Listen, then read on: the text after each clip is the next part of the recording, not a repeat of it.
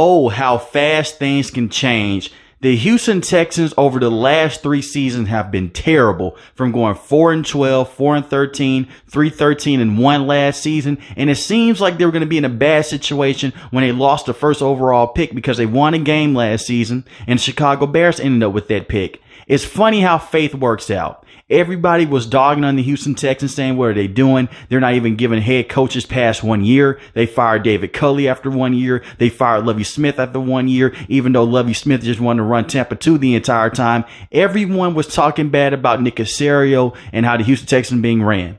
And you look at them now. They are 6-4, and they're one of the better teams in the AFC, and they have one of the best quarterbacks in the NFL in CJ Stroud. I love this. I love this for the Houston Texans because this team has been through hell over the last couple of years, ever since Deshaun Watson wanted to leave this team. And I think you can say right now the Houston Texans have won that trade with the Cleveland Browns in terms of just getting back draft capital and turning those draft picks into stars, because not only did you get CJ, you got Tank Dell, and you also have Will Anderson as well. The Houston Texans have a blueprint of how to rebuild a football team in the right way.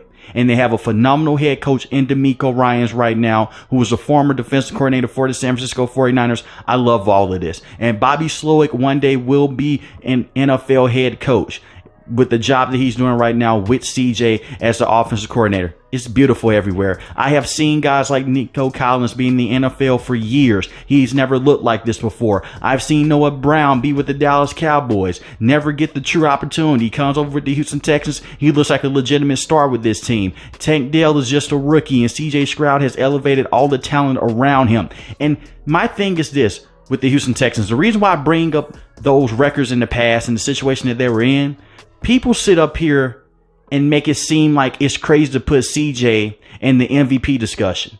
He has some of the best numbers in the NFL, the best touchdown to interception ratio in the NFL still. I understand that he threw 3 interceptions against the Arizona Cardinals. I'm going to get deeper into the games in a couple minutes, but you look at CJ's numbers and the way that he's completely turned a franchise around, you have to put him into the discussion to be an MVP this season. He's already ran away with Rookie of the Year. The season could end right now. He's going to win Rookie of the Year. To me, he has played the best football at the quarterback position this season. Now, I understand Patrick Mahomes, Jalen Hurts. Look at the situation those guys are in. Patrick Mahomes, wide receivers, can't catch a cold, but he has the best tight end in football in Travis Kelce. You look at the Philadelphia Eagles. They have a whole unit surrounded by Jalen Hurts. We're talking about a kid that's in his first year with a dysfunctional franchise, quote unquote, because that's what a lot of people were calling the Houston Texans over the last couple of years. They said the franchise was so bad, their franchise quarterback at the time, Deshaun Watson, wanted to leave. And look at them now. They have built in culture in less than a year with DeMeco Ryans. And I love to see this. CJ has been phenomenal. He is the reason to why these teams are winning football games right now. He's keeping them in football games. And this past the Tampa Bay Buccaneers game, I know everybody likes to zone in on that game and say, hey, that is what makes CJ a star. Go look at what he was doing earlier in the season with the hurt offensive line, getting the ball out quick, managing himself inside and outside the pocket, delivering the ball straight on a dime. He has came out and he's beat all the Ohio State quarterback bust allegations. It was bust after bust after bust that came out of Ohio State at the quarterback position. He's come out and he's been a superstar. Hurt offensive line for a good portion of the season. Getting the football out quick. Not taking dumb sacks. Not holding on to the football for too long. Extending plays inside and outside the pocket. A thing that a lot of scouts said that he couldn't do. They questioned his mobility, even though he had a great game in college against Georgia. He's always been counted out. I love what the Houston Texans have done.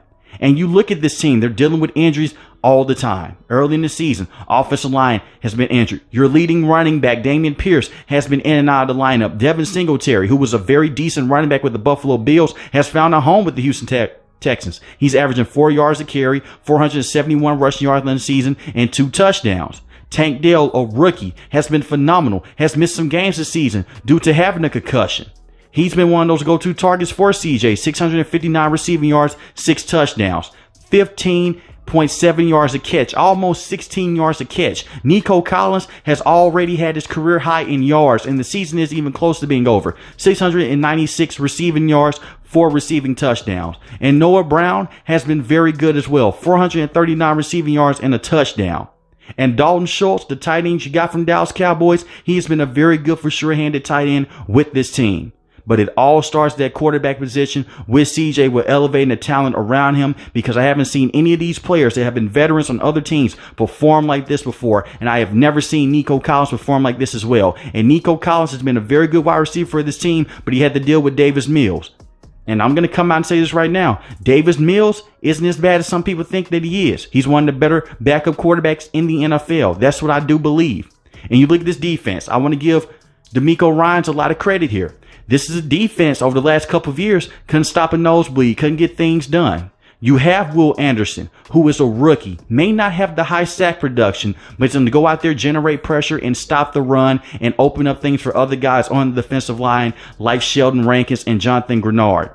Jonathan Grenard has been a very good pass rusher with this team. 7 sacks in the season. You have Denzel Perryman. If the league wasn't so soft, he wouldn't be dealing with the suspension that he's dealing with right now. He's been a solid linebacker with this team. You have Steven Nelson at the cornerback position. He's been very good as well. A veteran around the NFL, has finally found a home within this D'Amico Ryans system. Jalen Petrie, this is his second year in the NFL. He's going to be an elite safety for years to come with this team. Derek Stingley Jr.,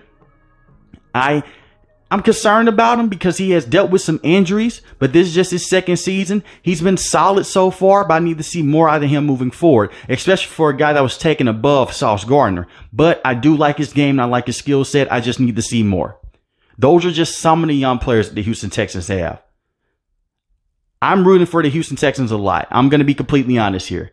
I'm rooting for the underdog here, for a team and a franchise that hasn't had a good season in so many years. Houston Texans fans had to deal with Bill O'Brien trading DeAndre Hopkins away for a bag of chips and David Johnson. They had to deal with that. They had to deal with Deshaun Watson going out there throwing 33 touchdowns and 7 interceptions and not having a true team around him. They had to deal with wasting the prime years of J.J. Watt and Andre Johnson. Hopefully, moving forward, this team can win more games and they can make a true playoff push. But it's going to be very interesting to see what happens this week, because as I record this video, they're facing the Jacksonville Jaguars. But let me know in the comment section below how you feel about the CJ Stroud, and how do you feel about D'Amico Ryans moving forward with the Houston Texans, and should CJ be put in the MVP discussion? If you're new to the channel, hit the subscribe button. If you like the video, hit the like button. Most importantly, we want each and every last one of you guys stay safe, stay positive. Thanks for watching the video, guys. Have a blessed day. Peace.